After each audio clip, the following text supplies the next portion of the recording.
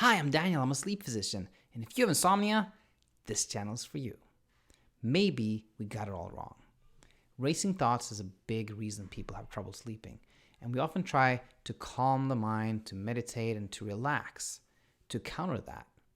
Perhaps when we clear the mind, we are just giving those racing thoughts an empty stage that they will dominate. Perhaps challenging the mind, forcing those racing thoughts to the sidelines is a better strategy.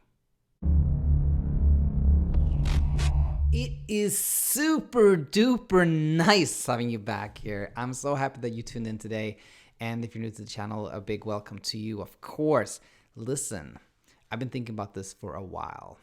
It all started really as I was reading this book, kind of a classic CBT book, and it was talking about this experiment.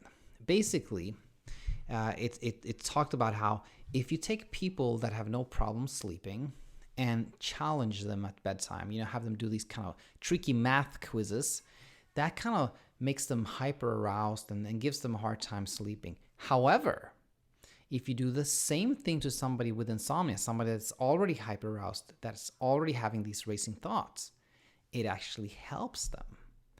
And that kind of stuck in my mind. And then a couple of weeks ago, I had this patient that was a senior, an elderly patient, that told me that she was doing Brain Quest. She was using this app to challenge her mind and to keep her, kind of keep her mind fit, keeping her alert. And at that moment, I was thinking, maybe we got it all wrong.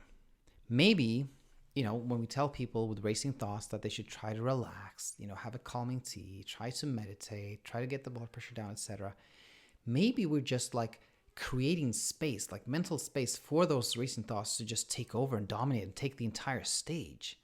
Perhaps like challenging the mind instead, at bedtime when you have racing thoughts, perhaps like giving the mind, the brain, a challenge, something else to work on that keeps it busy, will force the racing thoughts out, and allow you to sleep. So here is a challenge for you if you're willing to take it. Like, this is maybe the one time where I'm kind of going out on a limb here and I'm just thinking by myself, and this is not beyond what I just read from this book, nothing that is like evidence-based or have been tried.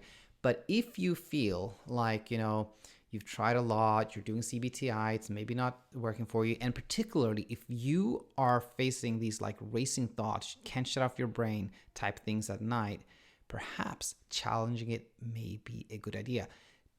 Think of it as an experiment. You can try it for a night or 2 nights or 3 nights or something like that and see how it works. And I would do this. I would, close to bedtime, you have these racing thoughts, do like luminosity or brain quest or Sudoku or like some kind of math problem, like challenge your mind, and do it until the point where you feel like, oh my God, I'm sleepy, and then go to bed.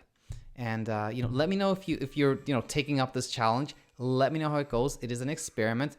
Really curious to see what will happen. Hopefully it will be helpful. And if it is, that could be big. That could be really something that changes the field.